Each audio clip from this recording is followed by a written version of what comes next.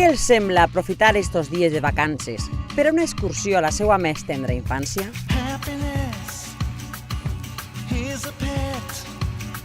Caperuceta Roja, el Sastrecillo Valent, els Musis de Bremen, el flautista d'Amelín o Hansel i Gretel s'instal·len en el Movim coincidint en el Nadal.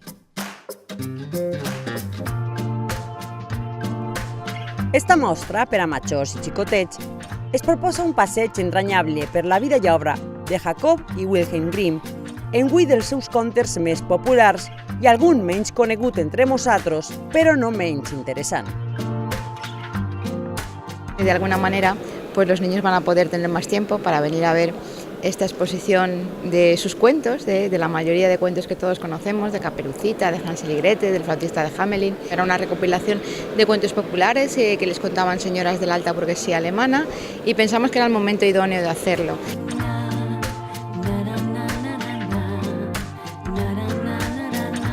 Panells de vinil laminat, vitrines, audiovisuals, pergamins i plomes d'oca o edicions en alemany i espanyol de principis del segle XX composen esta exposició disposada per a tornar a estos relats breus el lloc que li corresponen.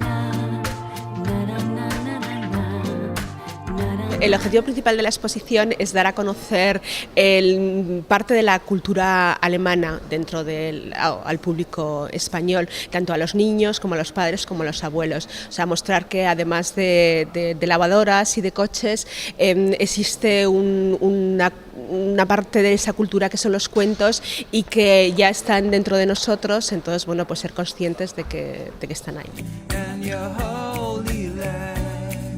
L'objectiu dels germans Grimm, amb el seu treball de rastreig i recopilació de contes populars, va ser redescobrir la identitat alemanya, però va aconseguir demostrar que es poden universalitzar els sentiments. El seu llibre, Cuentos infantiles y del hogar, ha sigut un dels majors èxits de la literatura mundial, en traduccions a més de 160 idiomes.